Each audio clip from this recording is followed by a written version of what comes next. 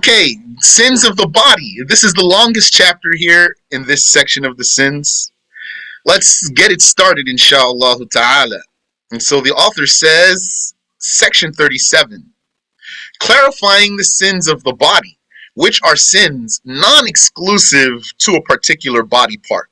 These are sins that are not particular to any body part. Among the sins of the body are to harm either one or both of one's parents, his Muslim parents, severely judged as such by common standards. To harm them severely means to give them depression, to make them gloomy, or even more. Like maybe what you did to your parent he can't stand up and he falls down, breaks down. So devastated, he collapses. This is haram. Whatever you did to make your parent like that. Or make your mom or your dad break in tears because you don't listen to them or you harm them. Not even talking about hitting them yet, yani. Talking less than hitting them. Hitting them is haram too. Traveling without an excuse when they don't accept. We were saying that just a few minutes ago. But you might have an excuse, like to perform an obligatory hajj.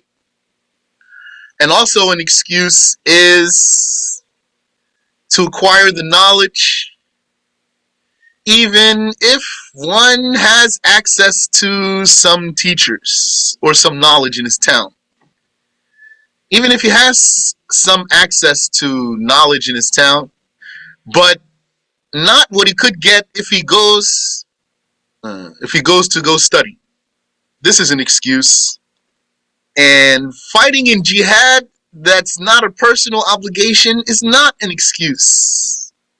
If inshallah we read the Bughya, we'll find so many details here. Here Shaykh went extensively for this point, harming the parents. Subhanallah. If there is a judgment about if a parent allows a behavior to persist from their child that would lead to that child being sinful in the future, like if a parent allowed their child to hit them and didn't discipline them for it, or is there? I never heard about this. Is there an English version of the Bughya? Not yet, as far as I know. But some segments of it have been translated and still in rough draft though. That's big book, needs careful monitoring. But the Bughya has a summary which is Umdatul Raghib, and that has been translated. Maybe we'll go over Umdatul Raghib. Not after this one. After what comes after this one, maybe we'll do Umdatul Raghib then. But I have something already planned for when we finish this. That's a maybe though. We'll see if Allah gives us the life and the consistency, and if maybe we get another idea also. And we are talking about here whom? Pubescent people, of course. Small child is not sinful. Prepubescent child is not sinful, even if this very, very naughty child breaking his parents' heart. He's not sinful before puberty. And this is one of the sins that will advance the torture will advance the torture in the dunya. This is one of the sins that would get you the exemplary punishment in the dunya. Allah Ta'ala, there's two types of punishments in the dunya. One of them is an exemplary one, so that one would retract his sin. Meaning Allah doesn't destroy him altogether. And the other one is an extermination. Sometimes the torture in the dunya is an extermination. And sometimes the torture or punishment in the dunya is for retraction, to teach you a lesson so that you retract. Like what happened with Musa alayhi salatu wassalam. Didn't Allah send to those people frogs and lice and locusts? This was not exterminating them, but it was a punishment. لَعَلَّهُمْ يَرْجِعُونَ. That's what Allah says. لَعَلَّهُمْ يَرْجِعُونَ. So that they would retract. He didn't exterminate them by this. Harming the parents is one of the sins that will bring to you the torture, will be a reason for you to have the torture in the dunya. or punishment in the dunya. Yeah, and also the dua of the mistreated parent against the child is answered. The dua of the mistreated parent against the child is answered. Subhanallah wa bihamdi. Ma sha'Allahu kana wa ma lam yasha' lam yakun. Be mindful of your parents' feelings. Very important. Your Muslim parents, be mindful. As for the kafir parents, be nice to them. That's what we learned. Allah says in the Quran about them what means accompany them in goodness. It means be good to them, be nice to them. But they don't have the same standing as a Muslim parent. And don't obey them if they want you to disobey, those non-Muslim parents. Those non-Muslim parents, if they want you to disobey, do not obey them. But that's true for anyone also. Obedience to the parents is very important. Very high worship. It is, mashallah, something that can get someone high status. And so many people are neglecting this one. And anytime I come here, I always want to remind those Muslim children who have Muslim parents that you have Muslim parents. Don't you know some of the Muslims, they don't have Muslim parents? Some of the Muslims, they don't have Muslim parents, and then their non-Muslim parent dies, and they're so sad. They think about their parent being tortured forever. It makes them cry. They wish they had Muslim parents, and if they had Muslim parents, they would serve them. They say, if my parent was a Muslim, I will wash their feet. I will be their servant. And then you have Muslims who have Muslim parents, and they treat their Muslim parents like a wino. Like a wino in front of the deli. They disrespect them. Reached me that one Muslim child, they said some very hurtful words to the Muslim parent. The Muslim parent told them, Yani, fear Allah. This is so severe for you, for your afterlife. That the child said, I'll deal with it then. La hawla wa la quwwata illa billah. What? That's stupid. Don't be a dummy. May Allah protect us. And the author says to flee the battlefield, i.e., for a person to withdraw oneself, yani himself, from the ranks of those engaged in Islamically exhorted combat, yani valid jihad, provided that the number of the kafir force is not more than twice that of the Muslims.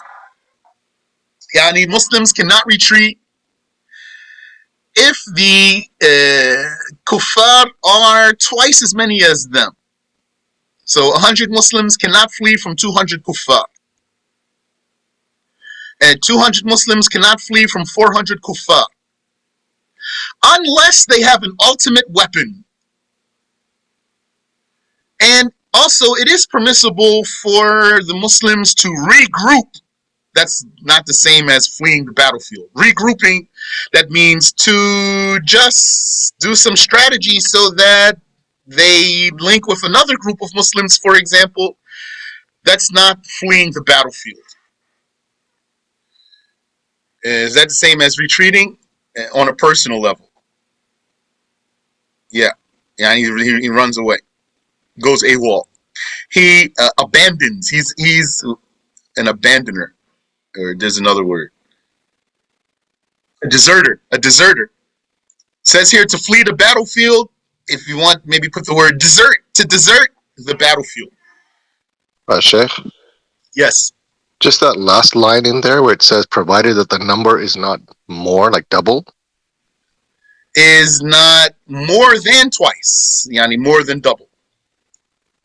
More than double. So like the example you gave, 100 versus 200, if it was like 100 versus 1,000, that would be a probable cause to say, let's retreat, all of us? Yes. Yes. Okay. Barakallahu feek. Amin wa feek. To sever the obligatory ties of kinship. Kin includes anyone who is commonly acknowledged as one's paternal or maternal relative.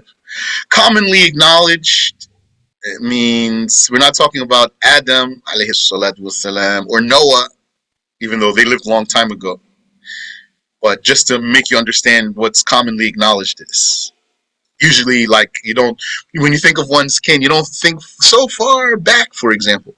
Uh, but who's included here? The parents, excuse me, the siblings, um, the aunts, the uncles, the nieces, the nephews, and the cousins, even. But how far the cousins? I don't know if there's a cutoff for the cousins. I mean, like second cousin, third cousin, fourth cousin. I don't know. Also, like what second uncle, third uncle. I don't know if there's any cutoff there. This occurs when a relative is estranged from another, means feels abandoned. SubhanAllah. So you're definitely not going to do that with your parent, inshallah, your Muslim parent. Harming the parent and severing the tie of kinship. You don't want, that's a lot of haram right there. It's a major sin. From another relative. This occurs when a relative is estranged from another relative because of the latter's neglect to visit or support them financially when they are in true need, while being able to do so. Support. Let's look in the Arabic here. See how did the sheikhs, how did the sheikhs, those who did this, sharh, worded there. بإيحاش قلوب الأرحام بترك الزيارة أو ترك الإحسان بالمال. Alhamdulillah. Yani, what made me concerned here, because usually when we say support, we're usually translating that from the word nafaqah. And so the nafaqah is going to be for the wife, it's going to be for the prepubescent children, and it's going to be for the poor parents, the poor Muslim parents, and it's going to be for your slaves, and it's going to be for your animals. It's nafaqah, they usually translate as support. So, yani, if I were translating here, I wouldn't say support, I'd say being charitable, like giving a handout, and that's closer to what it says here in the Arabic. It doesn't say, they didn't say bitarki nafaqah, they said bitarki al-ihsan. Al-ihsan means to do a favor, to do, yani, to do someone a solid. Give them some money, for example, give them a handout, help them out. But when if you say support, maybe give someone the impression that you got to give them a house to live in and feed them, etc., which you don't have to do all of that for, other than the ones I mentioned to you. It says when they are in true need. Okay, they added that for clarity. While being able to do so. And this is one of the sins that will cause you to be cursed, damned, banished from goodness. One of the wise ones advised his child. He said, son, do not accompany 5 types of people. Do not accompany the liar, or the major sinner, or the miser, or the fool, or the one who cuts ties of kinship. And then he explained. As for the liar, he makes the close seem far, and he makes the far seem close. Means he's not straightforward with you, he gives you the wrong impression, he's not honest with you. As for the major sinner, he will teach you his sins. As for the miser, when you are most in need of his money, he will deny you. As for the fool, he wants to help and he makes things worse. And as for the one who cuts the ties of kinship, he said to his son, I have seen in so many spots in the Quran that this one is cursed. To inflict harm upon a neighbor, A neighbor is not only your next door neighbor, neighbor is even many doors down. Even an unbeliever who was granted safety by Muslims. Yani to harm a kafir who has been granted safety by the Muslims. Such as hitting or cursing, yani insulting. Such as hitting or insulting them, yani him, the neighbor, and the like. Remember the hadith of the Prophet alayhi salatu wasalam? He said, Jibreel advised me concerning the neighbor so extensively, to the extent, yani so much, to the extent that I thought he was going to tell me that the neighbor inherits. So it's important to be good to your neighbor. And the neighbor is one of the first ones that you should consider for a charity. Family member before others, and the Muslim before non-Muslim, and the neighbor also. All these ones that I just told you, these are the first ones. These are the ones you should, if you want. Yeah, and you are recommended to prioritize them for your charities. The relative, the Muslim, and the neighbor. You said giving charity to poor kin is an obligation. It could be. Yani, when leaving him to, yani, without helping him, makes him feel abandoned by you, then that's haram. Are you allowed to eat lobster and crab in Islam? Lobster is permissible. It doesn't come out of the water. Crab, there's a kind that comes out of the water and a kind that does not. So the kind that can come out of the water survives out of the water. This one is haram. There's some that don't come out of the water. Deep sea ones. King crab, Dungeness crab, those ones you can eat them. Question, so if one does not give charity to those three, it's still rewardable? Yeah, charity is still rewardable, even very small. Even you just broke off a piece of your grape and gave it to somebody. And he looked at you funny. This is rewardable. Yeah. Lobster, yes, you can eat that one. It does not come out of the water. Crab has two kinds. The kind that comes out of the water and doesn't die, you cannot eat that one. And the kind that stays in the water, you can eat that one. Question, touching the pages of a religious book or a Quran after wetting your fingers on your tongue, is this haram or disliked? It's not haram. I don't even know if it's disliked as long as you're not leaving a trace on the page. Because you could, when you lick your fingers, if you don't leave a trace on the page, all it does is give you a grip. This grip is not haram. Is it disliked? I don't remember. Amin wa fikum. Shaykh talks about that in the Bughya. I don't remember that he said disliked though. Amin wa fiq. Amin wa fikum. Is it haram to bury or burn the non-Muslim parents? It's not haram to bury them. To burn them, I haven't heard. Yeah, cremate, you mean? I haven't heard. So the author says to dye the hair black for both males and females. Yes. But some scholars said that the married woman can dye her hair with her husband's permission. And this is forbidden because of deception. For men to imitate women or vice versa. For women to imitate men. I.e., in what is specific to one gender, in clothing and other things. So clothing means man cannot wear silk, and he cannot wear gold, and he cannot wear other things like high heels and dresses and skirts and panties. These are made for women. And other things such as manner of speech and walk. So when they do that in the movies, that's haram. Don't forget that just because it's a movie or, it's an act, that's not haram. It's haram. Women imitating men is more severe than the opposite because of it being mentioned in the hadith.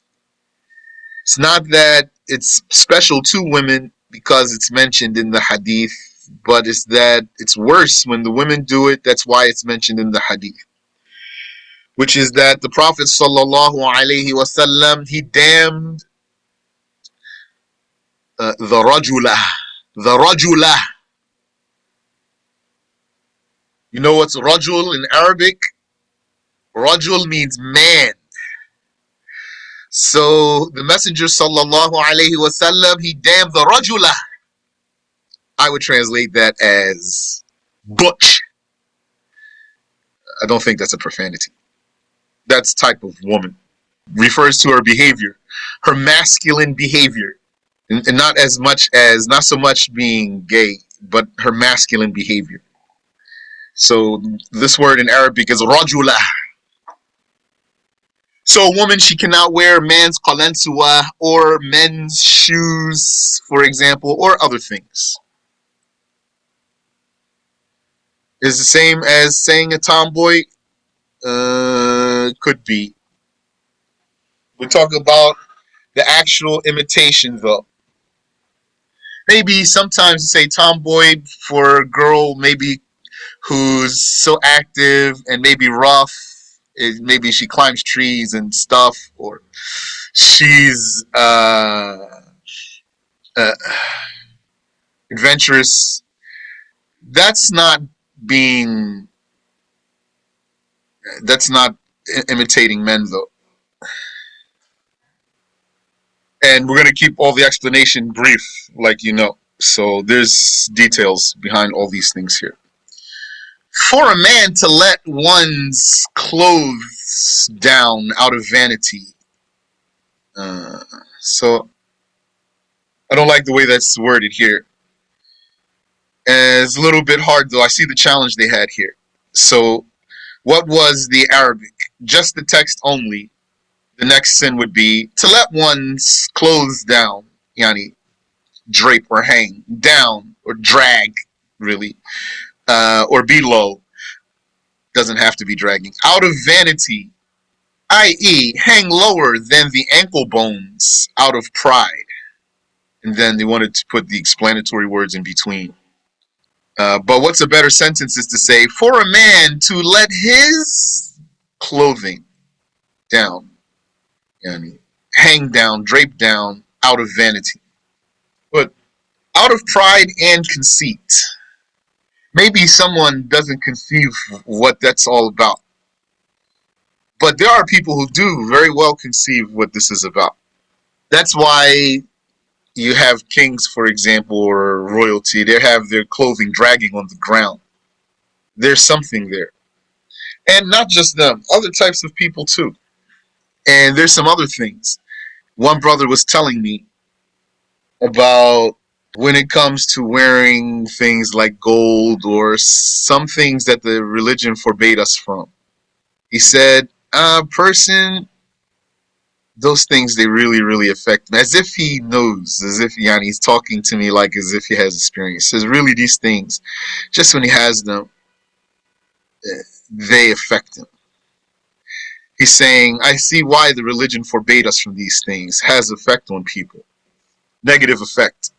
For a man to dye his hands and feet with henna unnecessarily. So this goes back to previously mentioned sin here. For men to imitate women or vice versa. So the Shaykh separated that. This is prohibited because such an act entails imitating women in something that is specific to them. However, it is permissible if it were for medical treatment. And as for the women putting the henna on their hands, you should know what our Shaykh taught us is that making designs is disliked. So you see the sisters, they enjoy their time making intricate designs on their hands with the henna. Not haram, but Shaykh says disliked. What's better is just to have, I don't know how you're going to describe that, a stain, a henna stain, yani, which is a dye, just to dye your hand, not to make intricate designs. Yeah, Men do put henna in their beards, and it's not particular to those people in Pakistan. And notice the Shaykh didn't mention here the beard. It's not haram.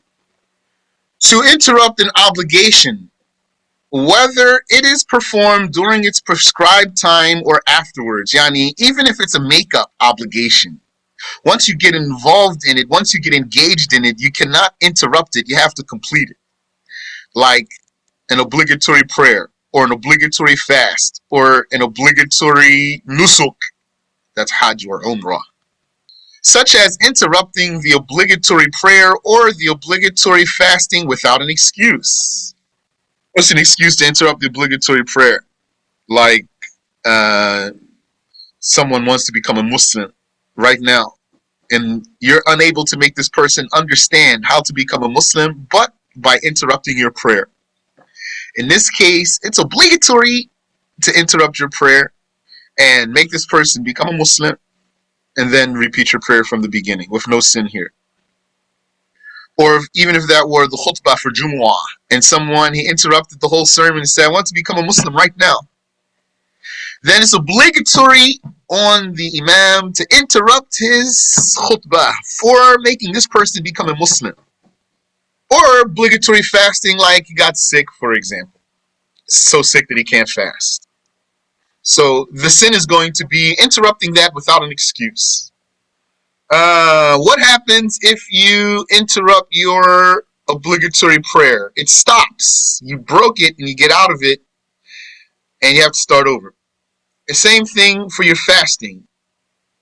But what about if it's hajj? And then let's just say you quit in the middle, you didn't finish. It doesn't stop. And you're not going to get out of the state of ihram, you know that.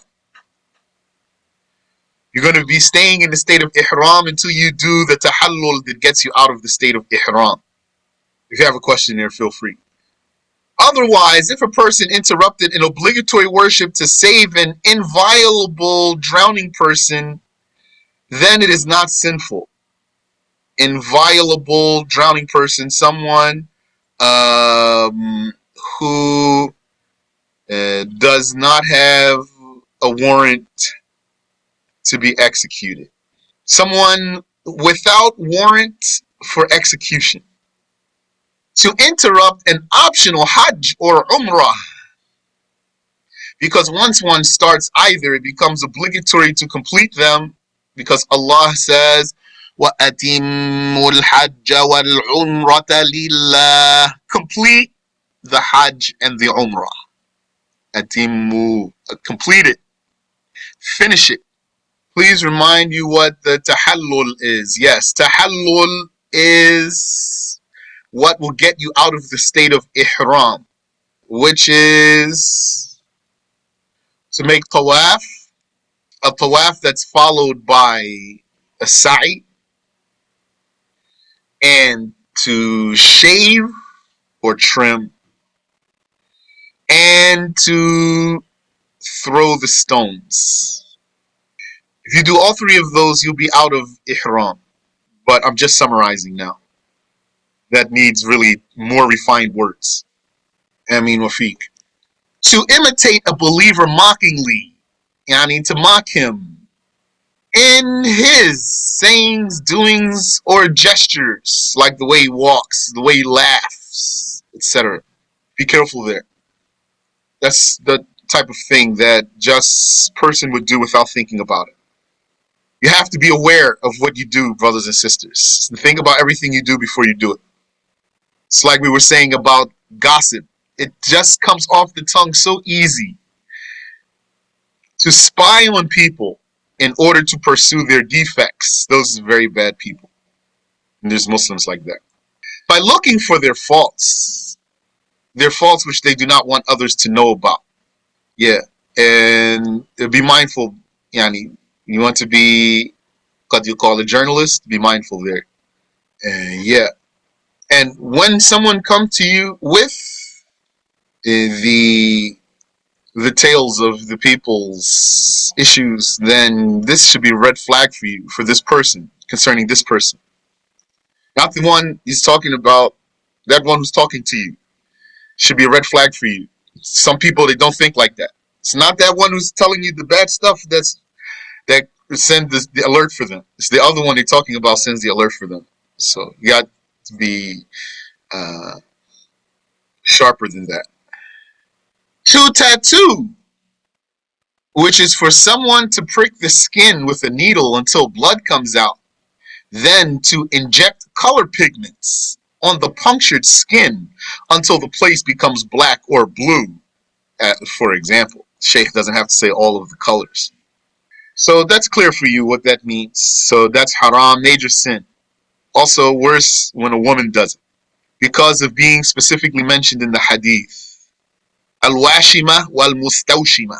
Washima, she is the female tattoo artist. And the Mustawshima, she is the female who seeks the tattoo. If you fear your children are engaging in haram activities, is it still considered spying if you look into their devices? It's theirs or it's yours? That's one thing. You don't have to tell me that answer there. That's not for you to tell me. I'm just saying. First, remember, it's theirs or it's yours. So if it's yours, then you can do what you want to do.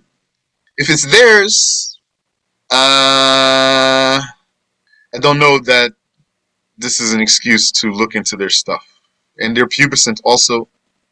I don't know if that's an excuse to look into their stuff that they keep hidden. I mean, to shun a Muslim by refraining from talking to him, inasmuch as a mere salam for more than 3 days and nights without an Islamic excuse, such as if he were an alcoholic. If he were an alcoholic and you told him why you're shunning him, not just he's an alcoholic only, because he might not know why you're shunning him. So to refrain from talking to him, not even a salam, for more than 3 days, fawqa thalath, more than, above 3 days, that's what's in the hadith, without an Islamic excuse, such as this person being a major sinner of some sort, and you tell him basically, as long as you are one of those major sinners, then I'm not going to talk to you. We said similar about cutting ties with the family, the Muslim family. Same thing there. You can't just cut ties with your Muslim family, even if he's an alcoholic, without telling him why. And the better one between these two people, these two estranged Muslims, the better one is the one who says the salam first. So rush to say that salam even if it is crushing you, so you can be the better one. Yeah. Or else what's going to happen? Or else he's going to say the salam before you, and you still got something in your heart against him too. Now you don't like him and he's better than you. Subhanallah. To sit with a heretic or major sinner, entertaining them during their enormity.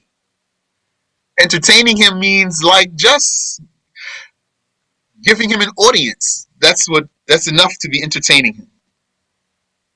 That means your presence, the encouragement of your presence, that's enough to be entertaining him. Think about that. That's an important thing. The encouragement of your presence. That's why sometimes you're not going to go somewhere, because you don't want to add to their numbers and encourage something that shouldn't be encouraged. One time I went to Wahhabi Musalla many years ago just to see.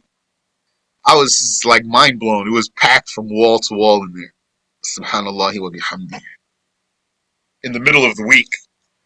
Such as sitting and conversing with a person who is drinking alcohol without a need. But if you had a need, it doesn't have to be an emergency, then you can sit and talk with that one. Or, for example, go into some environment where haram is being done because of something you need to achieve, not to join the party, not to hang out at the bar, but rather, for example, he has your keys. You need to go in there and get your keys. That's not haram for you to do that. For a man to wear pure gold unconditionally, or to wear silver, pure silk, which is produced by silkworms, or what is in weight mostly made of silk. You don't need made of here. Or what is in weight mostly silk, such as if 2/3 of its weight were silk. We need a space here. Except wearing a silver ring for a man. This is permissible. Now I want to look at the Arabic real quick, because it says pure gold. So it says, وَلُبْسُ الذَّهَبِ, wearing gold, لِلرَّجُل, for a man, مُطْلَقًا, absolutely. وَلُبْسُ الْفِضَّةِ, and wearing silver. وَالْحَرِيرِ الْخَالِصِ, and silk, pure. So it looks like here, this word pure here goes back to the word silk, not back to the word, goes back to harir, not dhahab, gold. Doesn't say here al-dhahab al-khalis or al-dhahab as-safi. That's what I was looking for. Pure gold. Because where are you going to find pure gold anyway?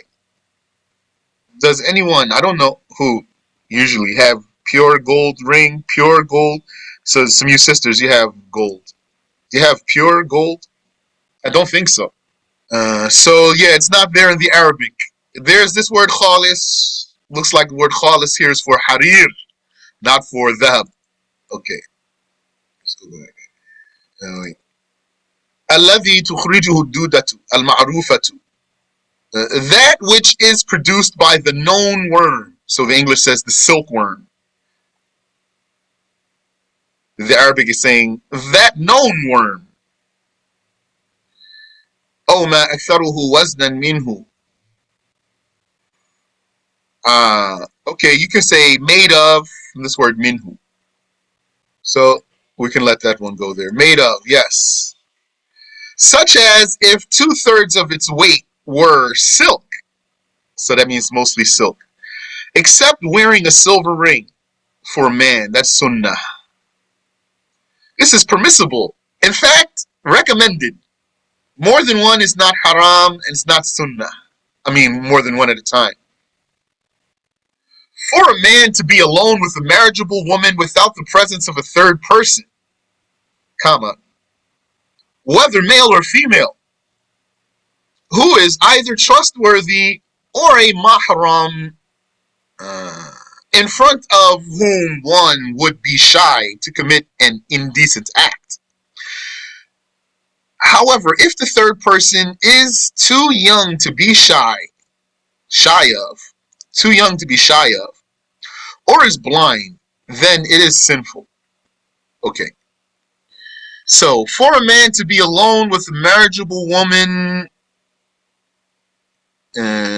without the presence of a third person, being alone with a marriageable woman in some building, for example, or room.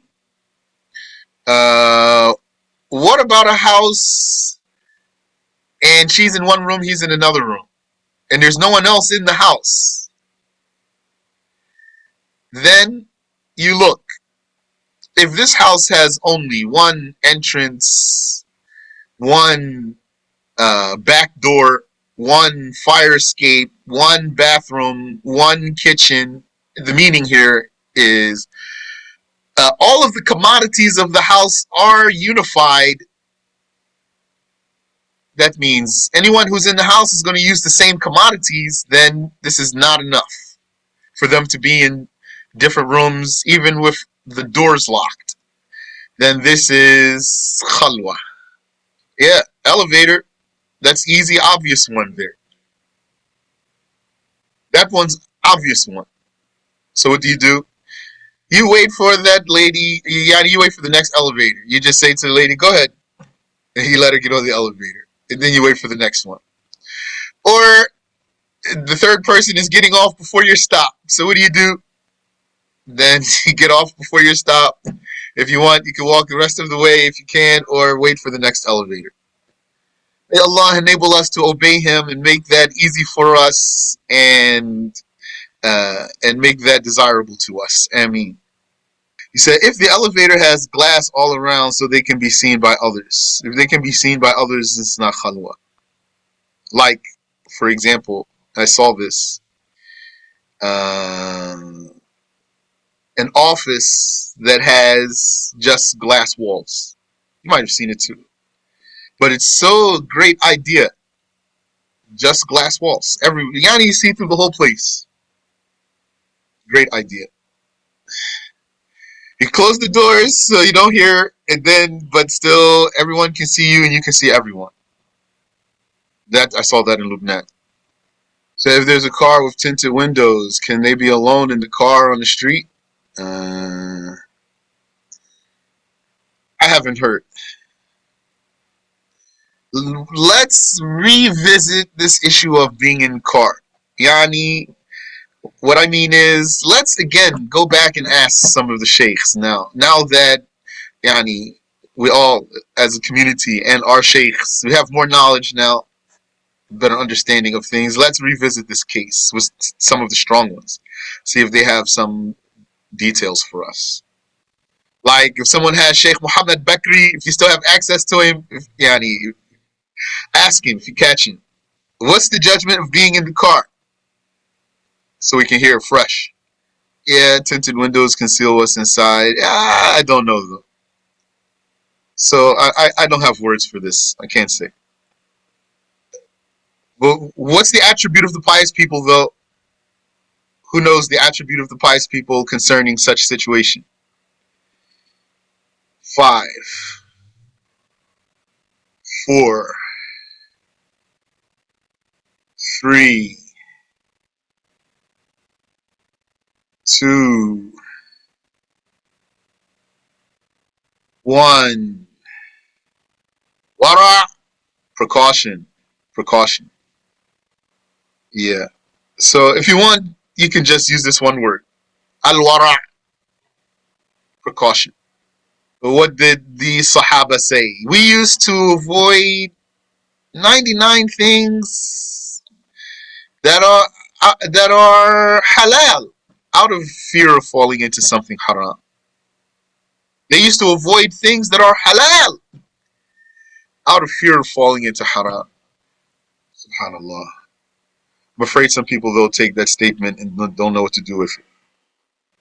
Okay, so explain the statement.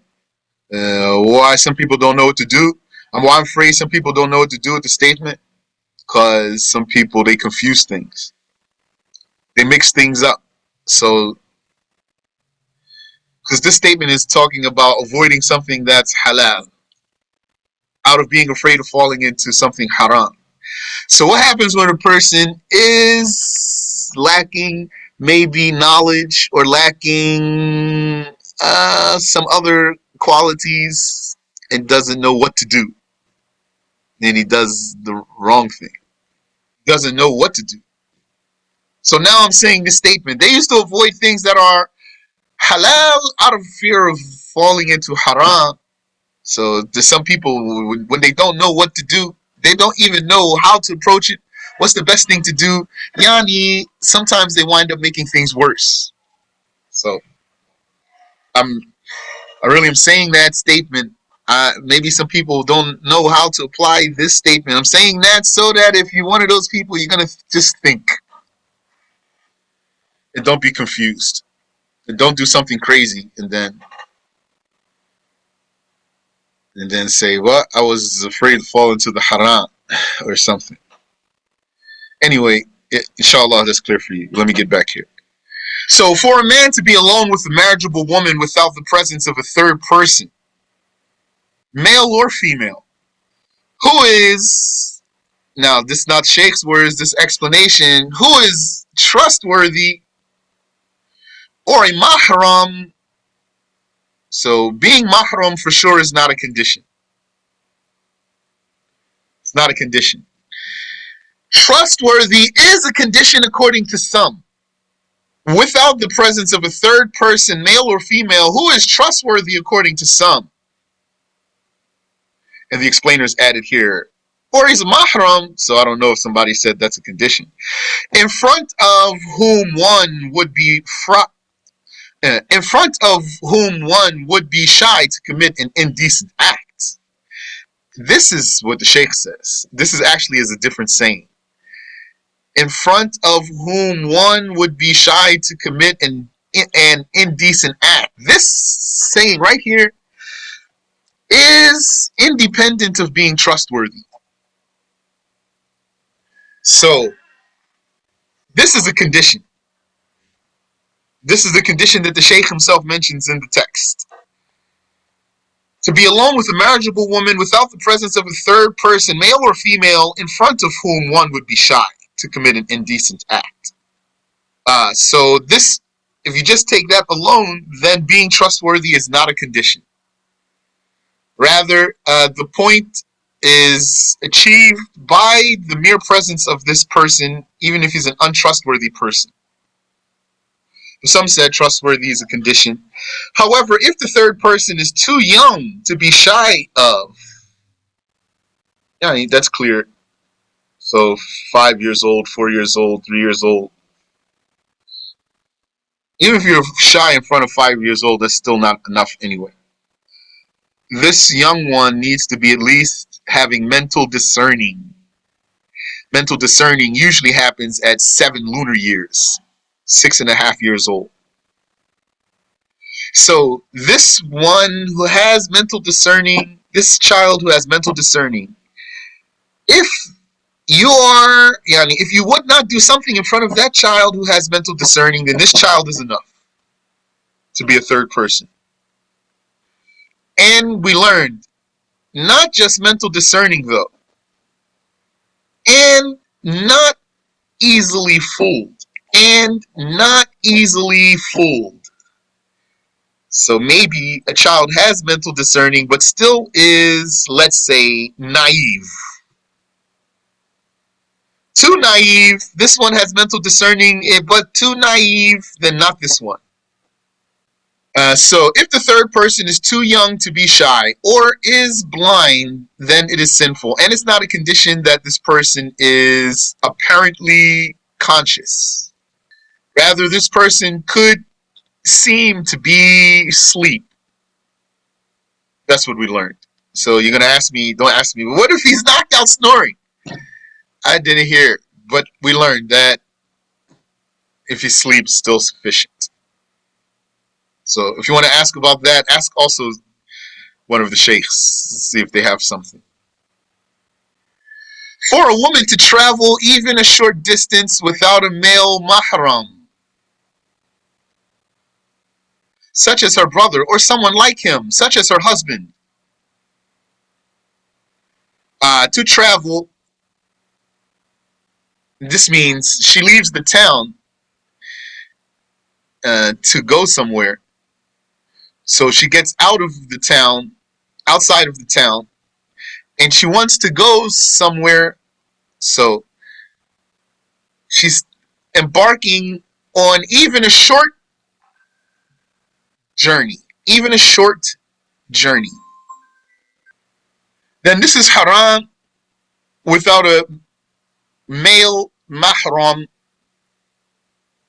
yani non-marriageable relative, such as her brother, or someone like him, such as her husband. And here, this means without an excuse. If she has an excuse, then she can. An excuse is like traveling to learn what she cannot learn where she is, or traveling for work because she can't find work where she is, or to teach someone, or to make an obligatory hajj and she doesn't have a mahram, or an obligatory umrah according to a Shafi'i and she doesn't have a mahram. But in those cases, if she goes to obligatory hajj or obligatory umrah without a mahram, she cannot go sightseeing after that, and she cannot go visit the Prophet's grave in Medina, because that's not obligatory. When I say sightseeing, I mean she can't travel. She can't travel for that, such as to go to the Prophet's masjid,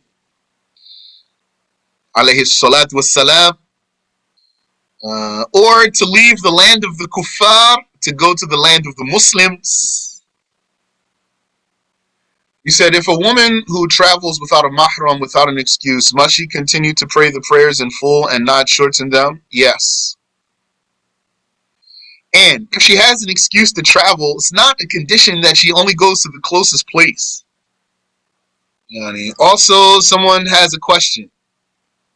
What if a woman traveled without a mahram somewhere? Now she needs to get back home, and she doesn't have a mahram. So now she's gonna go home. She's not gonna stay in some far city and become a homeless bag lady. Well, I don't know if she can shorten and combine on her way back. She has to go back home now, because if she doesn't, she's gonna become homeless bag lady, for example. To coerce a free person to work for free. Yani, to force a free person, a freeman, not a slave, to work for free. If she travels with a non-mahram group to Dawra, for example, because she had no other ride, this is not permissible. Well, is she allowed to travel? Can you answer that for me? Does she know if she's allowed to travel or not? So if she has permission to travel, she has no mahram to travel with. So what are we saying right now? I'm saying unless she has an excuse. So if she has an excuse to travel, then she has an excuse to travel. She can travel without a mahram. If she doesn't have an excuse, then she can't travel without a mahram. So your question is, she travels with non-mahram group to Dawra. So is that permissible? If she has an excuse, then it's permissible. If she doesn't have an excuse, it's not permissible. But, okay. Would Dawra be an excuse? Possibly, yes. It is possible for Dawra to be an excuse. I thought that's your question, but I wanted you to do your own question. I wanted you to say it. I didn't want to pull it out for you. You said, if a Muslim woman traveled with other women without a religiously valid excuse, like she wanted to sightsee, is this still impermissible? Well, look at your question here. You said, without a religiously valid excuse. So, how would it be permissible if she does not have a religiously valid excuse? Your own question has the answer in it. Maybe you wanted to ask a different question. So I'll remind you what the scholars said. Husnu su'ali nisful ilm. Perfecting the question is half of the knowledge. Maybe you wanted to ask a different question, but I'll let you ask your own question. You said, still unclear about traveling with women. I keep hearing different things. Technically, that's not a question. With a group of women, can a woman travel for leisure? Some scholars said that a group of women, that means 3, trustworthy, that they can travel together. I don't have any more details than that. Inshallah. To have enmity towards a wali. That means to take a saint as an enemy, i.e., to regard him, that wali, as your adversary, that means enemy, and to engage in harmful activities against him. This is a very severe sin here. This sin tells you about the status of a wali, a saint. You can't go against the saint in this way. A wali is a Muslim who fulfills what Allah required him to do, yani male or female. A wali, saint, is a Muslim who fulfills what Allah required him to do and refrains from what Allah prohibited him from doing completely, perfectly, consistently, and more than that though, and supplements that with the habitual performance of many supererogatory deeds, yani voluntary worship. Even if he only performed one or two kinds of them, even if he only performed one or two kinds of them. Wa alaikum assalam. Now, And he supplements that with the habitual performance of many supererogatory, yani voluntary, non-obligatory deeds, good deeds. Even if he only performs one or two kinds of them. So you already know.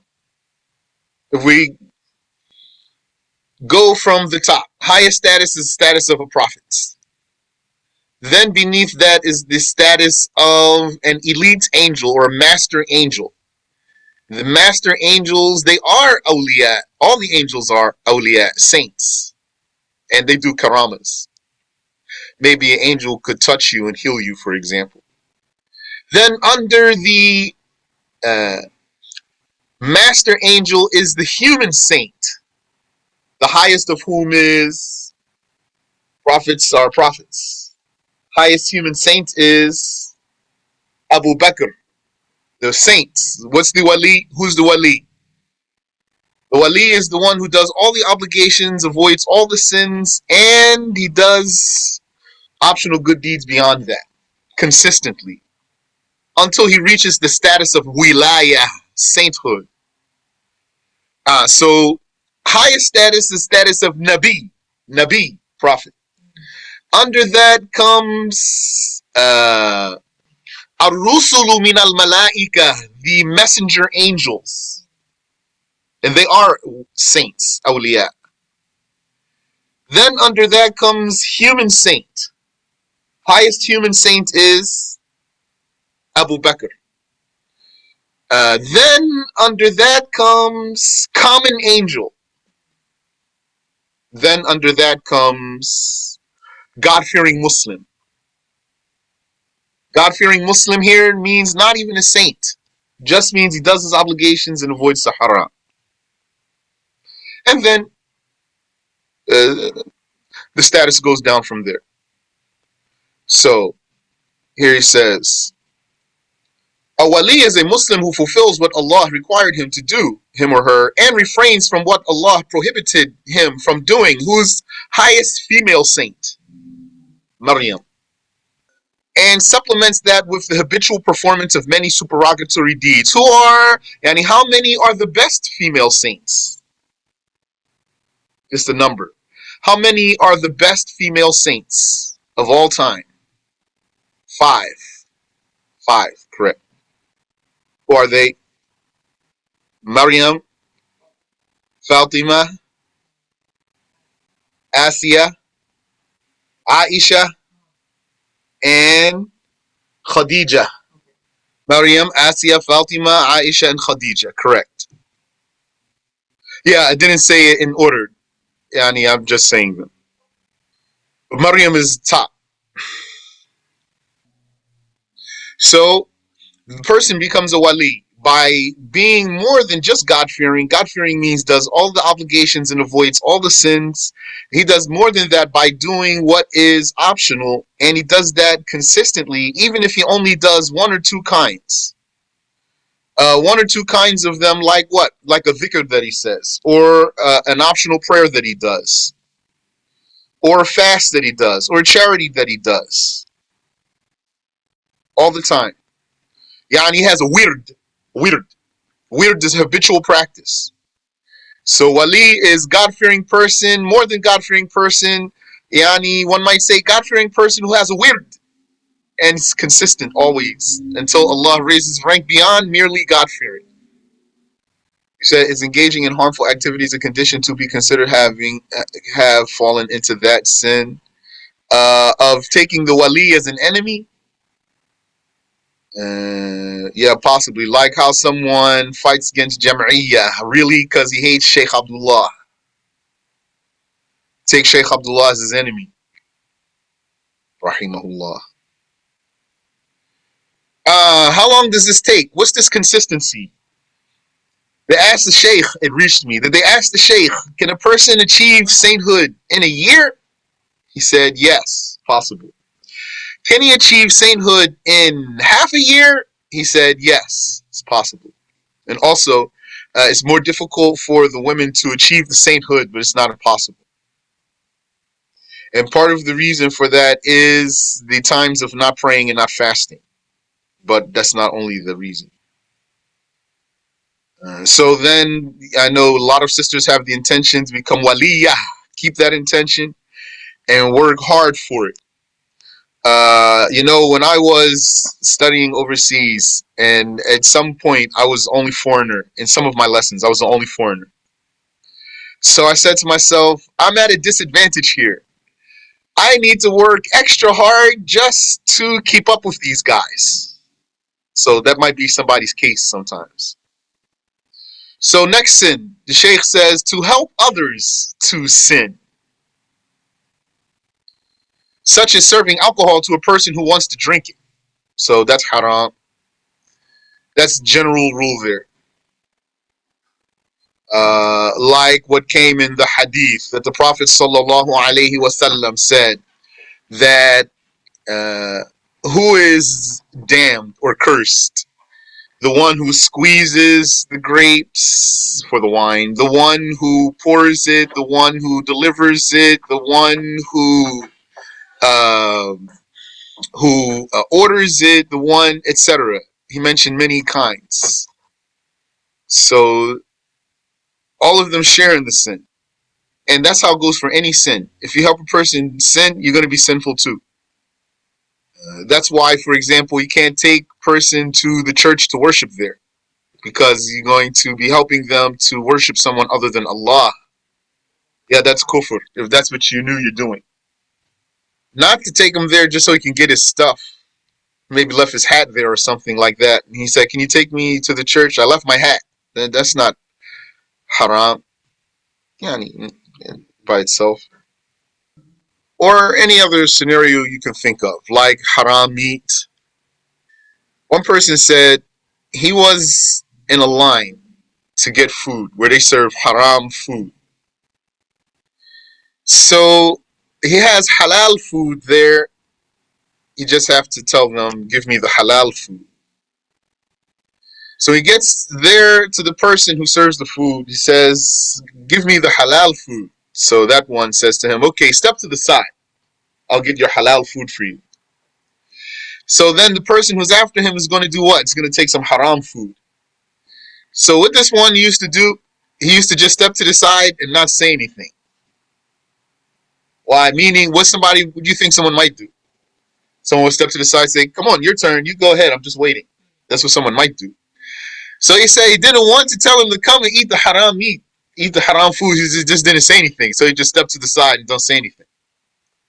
And then a person will be standing there, doesn't even know. And then he realized he can just step up and take his haram food.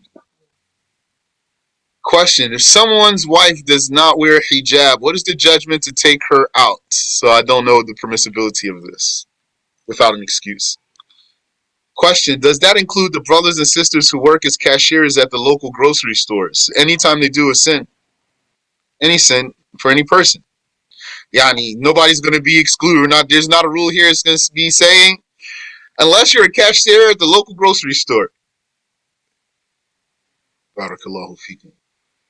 The author says to circulate counterfeit money. That's a sin because it involves cheating, such as dealing with phony silver dirhams as if they are real, or gold, says plating, gold plating. I think that's supposed to be gold plated copper pieces. Excuse me, to trick people into thinking that they are gold dinars. Yani, golden and silver coins. And selling them as such. And that includes the paper money too. Don't say paper money is not money. It is money. Money is how many types? 2 types. All money is 2 types. What? Bullion and merchandise. Bullion is gold and silver in any form. Coins, jewelry, whatever, blocks, gold and silver. That's one type of money. Bullion. And the other type of money is called merchandise. That's anything else. That means animals, real estate, clothing, paper money. Paper money is merchandise. So it's not permissible to circulate counterfeit money. Also, you're going to tell a person who sells bootleg stuff to be mindful about his presentation. You said because it is circulated like gold or silver, is that the reason why it's money, the paper money? That's your question? Because it's circulated like gold or silver? No, that's not how I've learned it. Because it has monetary value. It's money because it has monetary value. Yani, you can exchange it for something else validly. So that paper, that's money. And also, if you tear out some papers out of your notebook, that's money too. But you're not going to be able to trade it easily. So then the author says to use golden or silver utensils, such as to eat and drink out of them. That's for men and women. To use golden or silver utensils, that's for men and women. So what's the difference between men and women when it comes to gold and silver? There's a word. What did we say is haram here? The utensil is haram. And what's permissible for the women? The jewelry is permissible. Those are the words I was looking for. Using golden and silver utensils, that's prohibited for men and women. The golden and silver jewelry is permissible for women, and a silver ring is permissible for a man. Such as to eat and drink out of them, or to merely retain them, or if you want, collect them like you're a collector. It's not permissible just to be a collector and you have golden bowls and silver bowls and things like that, and silverware and goldenware and all of this stuff. Not permissible to be a collector. I'm using the word collector here. The word that's right here is retain. That means keep. You could have a treasure. What if your treasure has some of these objects in them? I haven't heard. But what's being said here that you can't do is like be a collector. So that's the golden and silver utensils. Utensil means tool. So that includes bottles, combs, vicar beads, kohl stick, incense burner, etc. And you know, it is permissible to get a golden tooth though, or to get a golden thumb or a golden nose. The flesh doesn't rot against the gold. For the men as well, yes, concerning the golden tooth and the golden thumb and the golden nose. You said because alternatives exist prior to gold, like silver, titanium, etc. Are you talking about golden tooth, golden nose, golden thumb? Okay, I haven't learned that an alternative is a condition. All I know is that it's permissible. To neglect an obligation by not fulfilling it, I mean not doing it altogether, leaving it out, such as not performing an obligatory prayer, just not praying. Wal-'iyadhu billah. May Allah protect us. You have to perform that prayer if it's in. So where are you? Downtown. So I don't know. You're gonna find an alley somewhere where it's not dirty there, like not there's no najasa there, or you're gonna pray right there in front of the people, or something. Assalamu alaikum, Shaykh. Wa alaikum assalam wa rahmatullah. I don't know if I heard you said something. Is it haram for the female to have the golden utensils? Yes, it is haram for a female to have the golden utensils. Golden and silver utensils forbidden for males and females. The difference between males and females is jewelry. Okay, now say a female have one of her jewelries is shaped as a spoon in her earring or something like that. Not if it's a jewelry, then it's a jewelry. Okay, all right, better go. I mean, yani like earring or bracelet or ring or anklet, that's all jewelry. But even then, she still can't be excessive with that. If she has too much, then it's going to be haram. But now I don't remember what too much means. So Yes. Or merely to retain them even without the intent of using them. To neglect an obligation by not fulfilling it, such as not performing an obligatory prayer. Or you're on the highway and you need to pray. So what you're going to do, you're going to pull over and you're going to pray. And the likes. Or you're on a long train ride. Long one. And you need to pray. So what you're going to do, somehow you're going to pray. You're not going to leave out that prayer. Or to perform it superficially. That's a nice word there. Superficially means just on the outside looks like you prayed and it's not fulfilled. While leaving out an integral, yes. Such as praying without a valid intention. Praying without a valid intention. How that might happen. Like someone whose prayer is not valid, he's standing as an imam. Maybe he's a Wahhabi kafir. And he's standing as an imam and you don't have enough guts to at least not even pray. If not say something, to at least not pray. And then you stand there like you're going to follow him so you don't stick out. And then you don't have a valid intention. In your prayer, you make an intention or you lack some intention that makes your prayer invalid. So that scenario, I didn't make it up. Such as praying without a valid intention. Or while leaving out a condition. Such as praying without wudu. This doesn't need a big A. Or to do something in the obligatory act that invalidates it. Such as engaging in extraneous movements with the purpose of playing during prayer.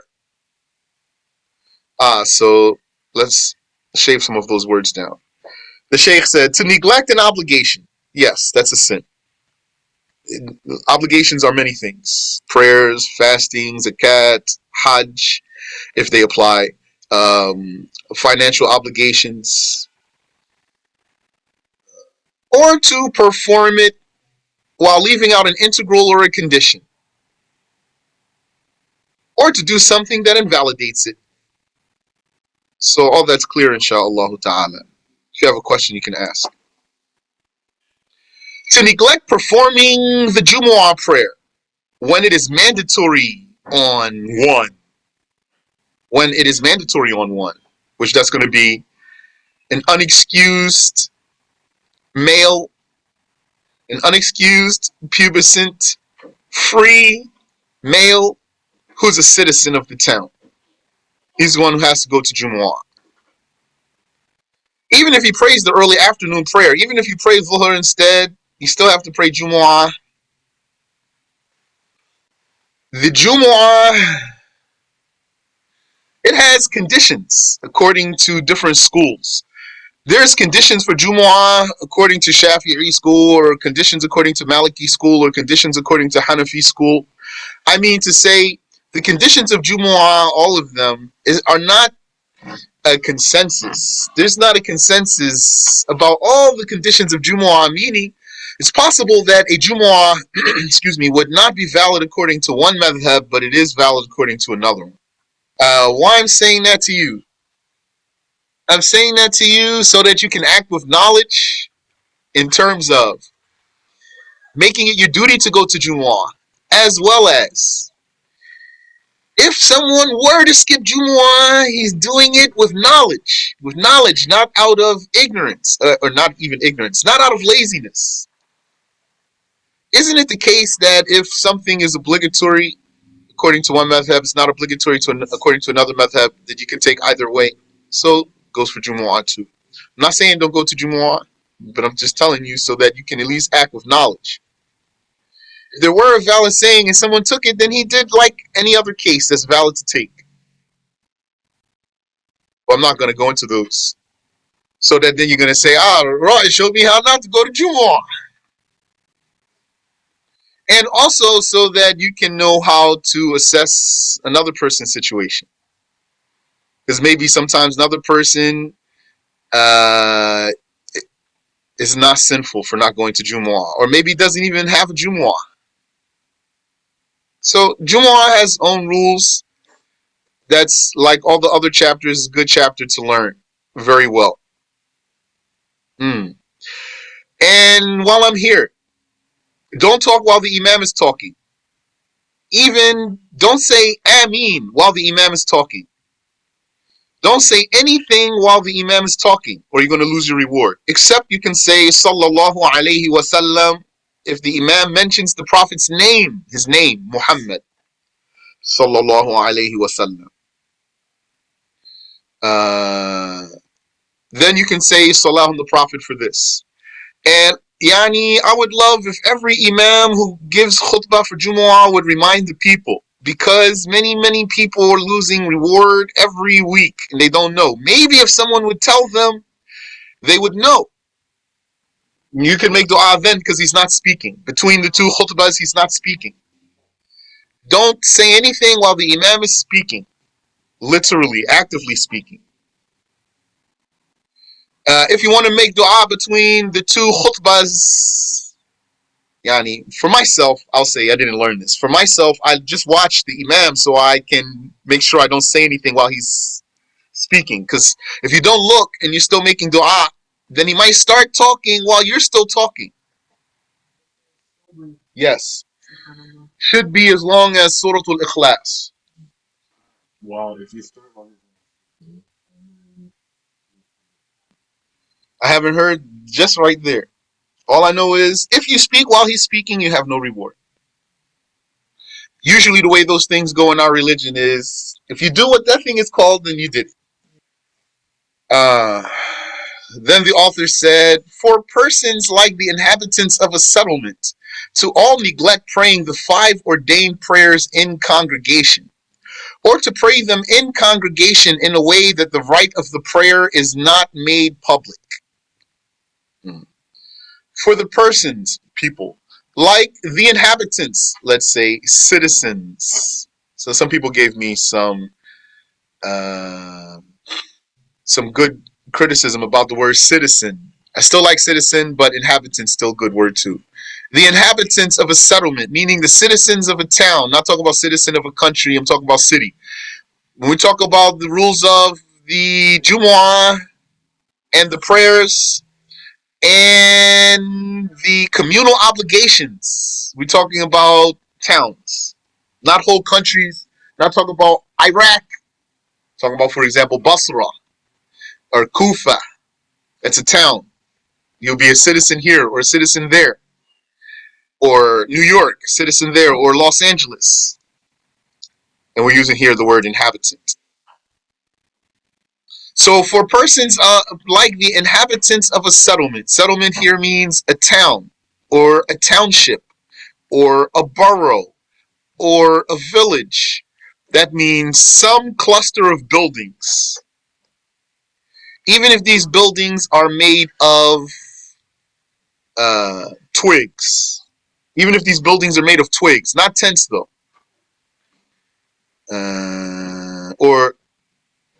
Sorry, when I said not tents, I was thinking about Jumu'ah. Sorry, scratch that, not tents. Scratch that. This is not Jumu'ah, this is for the 5 obligatory prayers.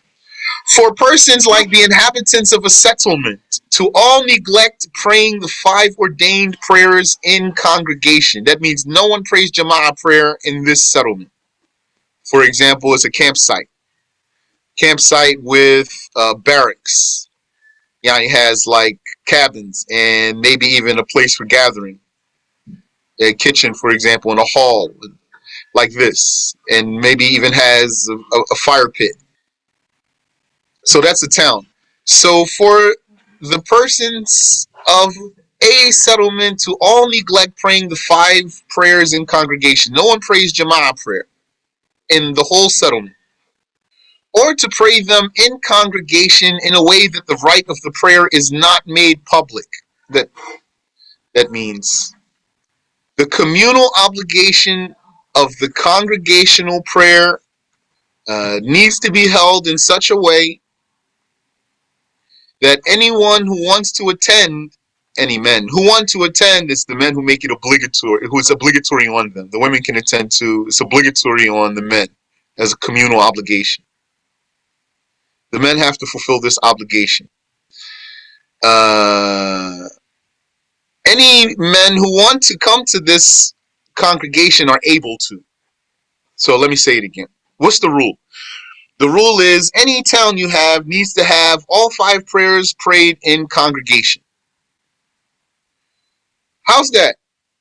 In such a way that anyone who wants to go to the congregation can get there easily. So what does that mean then? What does that imply?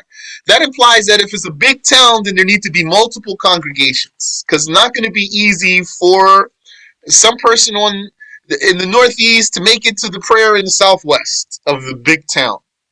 Yeah. That's for Jumu'ah. Yes. Can't have more than one Jumu'ah in a metropolis. That's the Shafi'i school. That's a saying in the Shafi'i school. You cannot have more than one Jumu'ah in a metropolis. Metropolis is bigger than city. Metropolis includes main city and surrounding cities. A saying in Shafi'i school, which is what a Shafi'i said, that you can't have more than one Jumu'ah in a metropolis.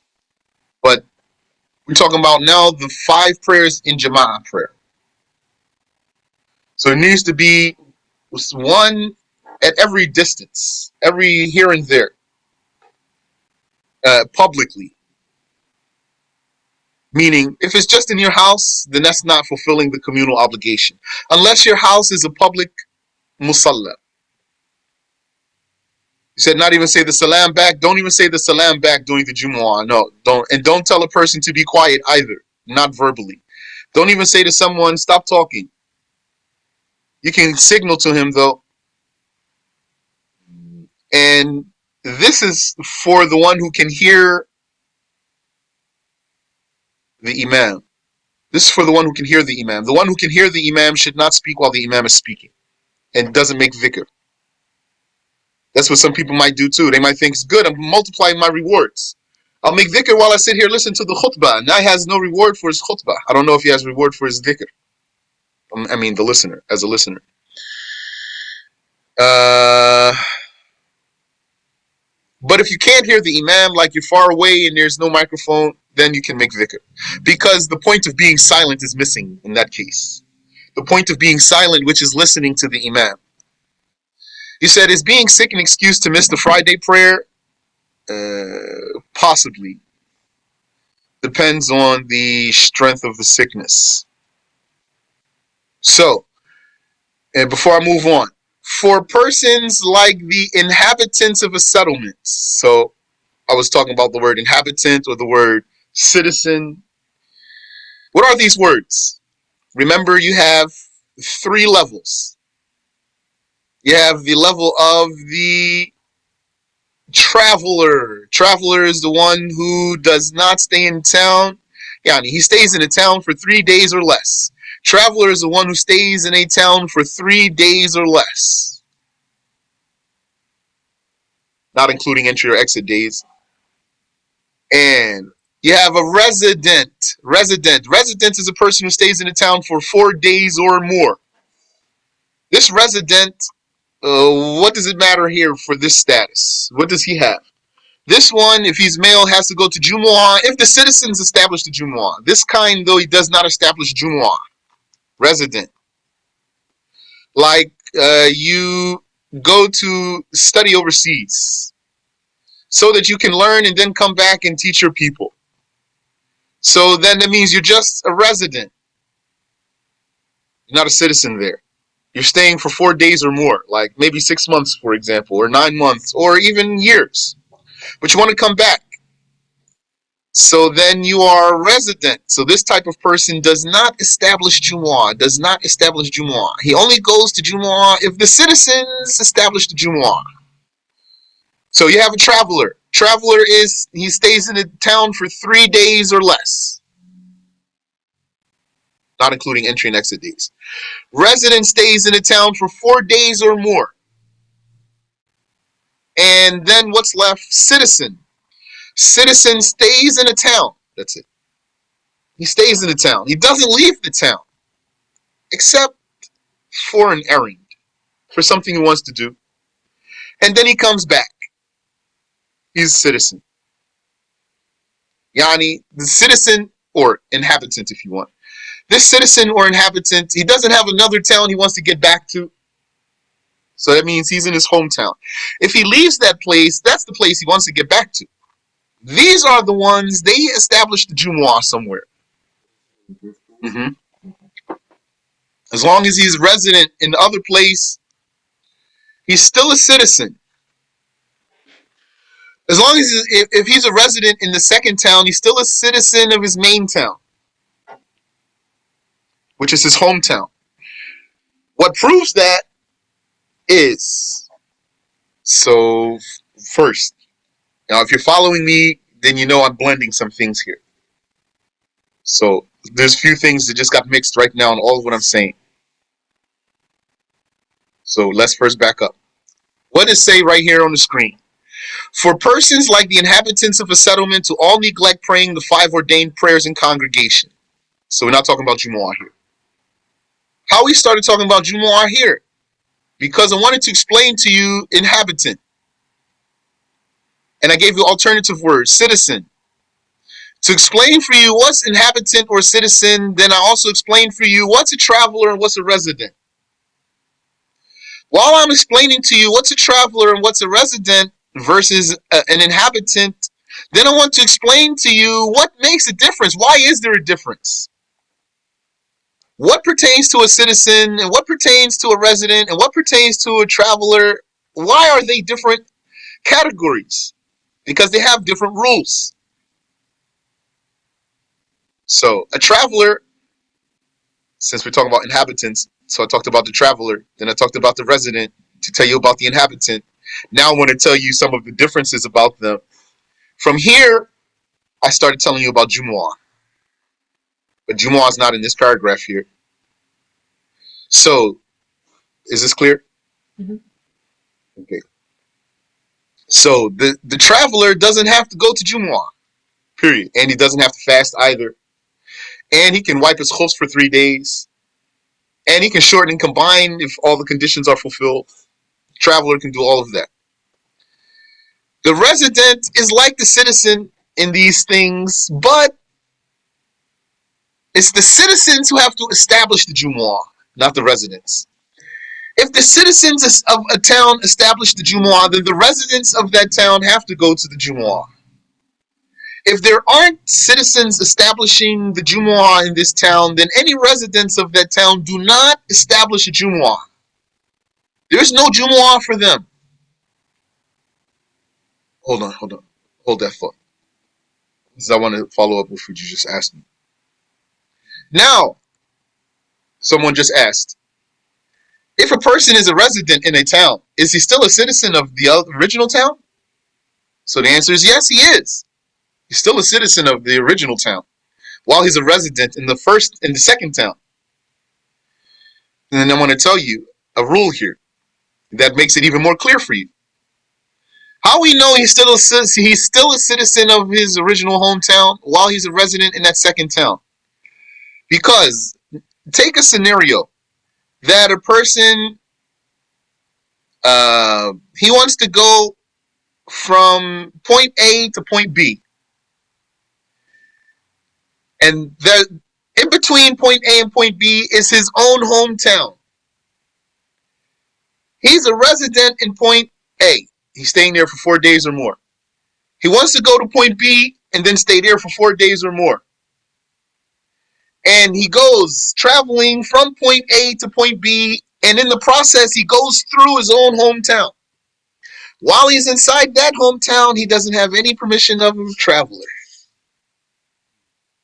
He has to pray regularly as long as he's within his town. So that means that he's still a citizen of that town. So, any question about that? You want to just ask a question? Any person who sees the haram, the Prophet said, مَنْ رَأَى مِنْكُمْ مُنْكَرًا فَلْيُغَيِّرْهُ بِيَدِهِ. Anyone who sees the haram, then let him coerce its change. Let him force its change by his hand. فَإِن لَمْ يَسْتَطِعْ فَبِلِسَانِهِ, and if he's unable, then by his tongue. So if the question is, if some men were citizens, some citizens were not establishing the Jumu'ah, and there were enough of them, assuming, would the women say anything to them? Yeah, for sure.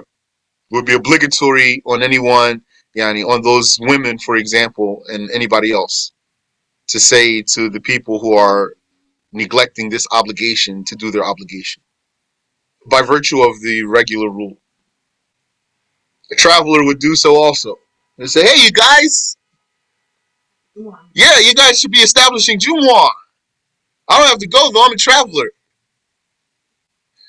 The author says, to delay fulfilling an obligation within its time without an excuse. Yani, to do an obligation late, a timed obligation late. Such as for one to delay praying Asr prayer until sunset. Yani, to let Maghrib come in without praying Asr. Or for one to inexcusably neglect paying the zakat. Bismillah. Or for one to inexcusably neglect paying zakah to those who rightfully deserve it after the year lapses. Because how often you have to pay zakat? Just broad answer without details, not absolutely, once a year. Because let's see real quick. What's subject to zakat? Gold and silver. There's one name for those. Bullion. I think you can say bullion maybe, but maybe they say bullion. Yeah, bullion's for the soup. Okay. Bullion, that's one. What else? Livestock, which ones in particular? Sheep and goats, camels, cows, camels, sheep and goats, so animals. So bullion, animals, what else? All of this is money. Crops, crops is a broad word though. Grains or cereals if you want, like rice, wheat, and dates and raisins. Here, yeah, someone said staple crops. Yes, but I suggest saying instead of crop, saying grain or cereal, because dates and raisins are crops too. And there's a cat on the value of trade articles. Yes. Okay. So the gold and the silver, the bullion. How often are you going to pay zakat on that? Once a year. The animals. How often are you going to pay zakat on that? Once a year. The crops, whether it's dates or cereals. How long are you going to pay? How often are you going to pay zakat on that? Every harvest. Correct. Which usually is going to be what? Once a year. Usually it's going to be once a year. But it doesn't go by year, it goes by harvest. So if you were blessed to have 2 harvests per year, you're going to have to pay the zakat twice. And the trade articles, once per year. And the zakat al-fitr, once per year, because that's after Ramadan. For the woman, there could be zakat on her dowry. Yeah.